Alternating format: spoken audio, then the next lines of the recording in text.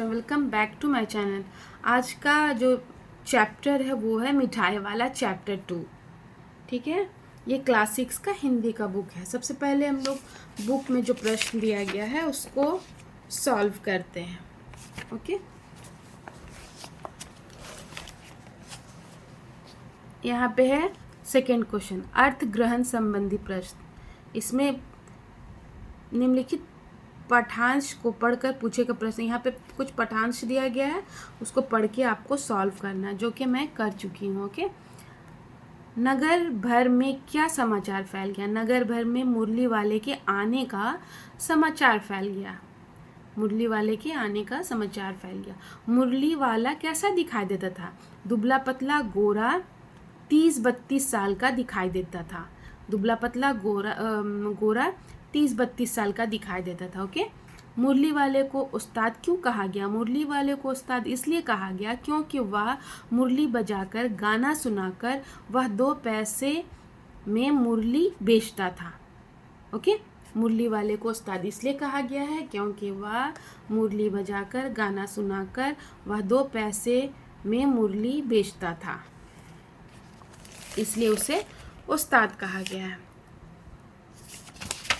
उसके बाद देखिए यहाँ पे जो है हम लोग प्रश्न उत्तर नोटबुक में कंप्लीट करेंगे, सॉल्व करेंगे। ओके, पहला दिए गए व्याकरण से संबंधित आप यहाँ पे क्वेश्चन है, दिए गए विचित्र वर्ग विच्छेद पर टिक का निशान लगाए। देखिए यहाँ पे आप ये पिक्चर देख करके सॉल्व कर सकते हैं। इसमें क्या होगा, मुरली का ये सेकेंड वाला होगा। ठीक है, खा में आपका सेकेंड वाला, उसके बाद गा में भी आपका सेकेंड वाला होगा, उत्तर का आपका ये फर्स्ट वाला, उपयुक्त में सेकेंड वाला, प्रश्न का सेकेंड वाला, जायकेदार इसमें आपका हो जाएगा सेकेंड वाला।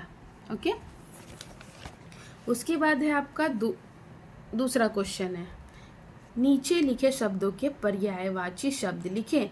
समाचार, संदेश, मुरली, बांसुरी, बंसी। समाचार का खबर संदेश, बांसुरी बंसी। उसके नगर का शहर पुर, उस्ताद का गुरु शिक्षक। फिर आपका है विलोम शब्द लिखें। अस्थिर का स्थिर, स्नेह का घृणा, प्रश्न का अप्रश्न, प्रतिष्ठित का अप्रतिष्ठित, उपयुक्त का अनुपयुक्त, नगर का ग्राम गांव, पतला का मोटा, परिश्रमी का आलसी। ओके, अब इसके बाद हम लोग प्रश्न उत्तर सॉल्व करते हैं। ओके, सबसे पहले मौखिक प्रश्न, बच्चे तोतली बोली में किससे मोल भाव कर रहे थे? तो खिलौने वाला से बच्चे तोतली बोली में मोल भाव कर रहे थे। उसके बाद सेकंड है आपका, खिलौने वाला अपने खिलौने की पेटी कब खोलता था? बच्चों का झुंड देखकर खिलौने वाला अपने खिलौने की पेटी खोलता था। गा, चुन्नू मुन्नू के पिता का क्या नाम था? चुन्नू मुन्नू के पिता का नाम राय विजय बहादुर था।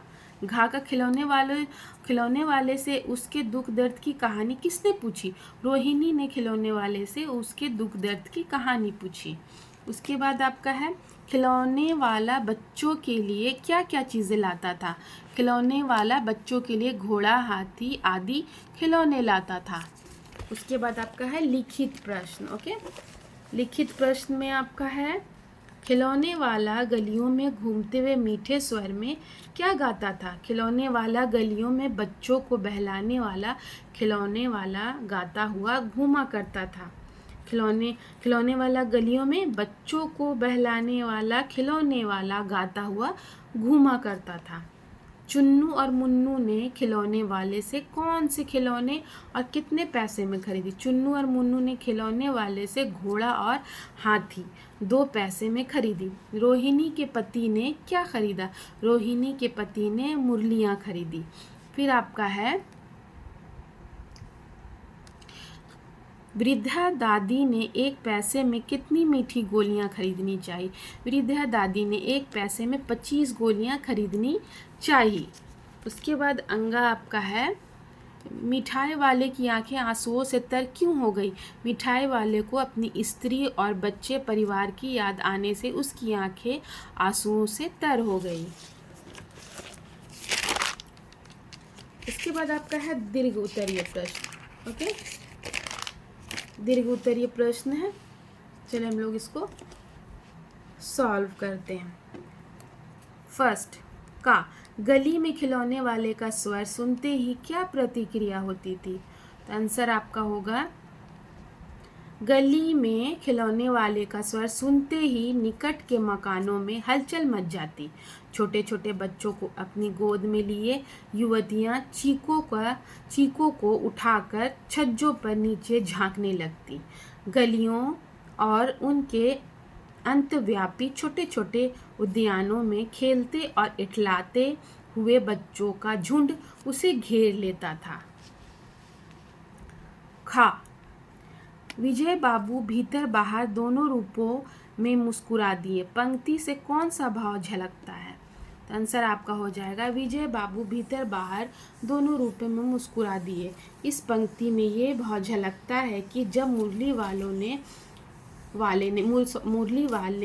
ने उसे मुरली का दाम 3 पैसे से कम करके दो। जब मुरली वाले ने उसे मुरली का दाम 3 पैसे कम करके 2 पैसे बताएं, तब विजय बाबू भीतर बाहर से प्रसन्न हुए और आश्चर्य से मुस्कुराए। उन्हें लगा कि मुरली वाला 2 पैसे में ही मुरली बेचता होगा। उसके बाद आपका है,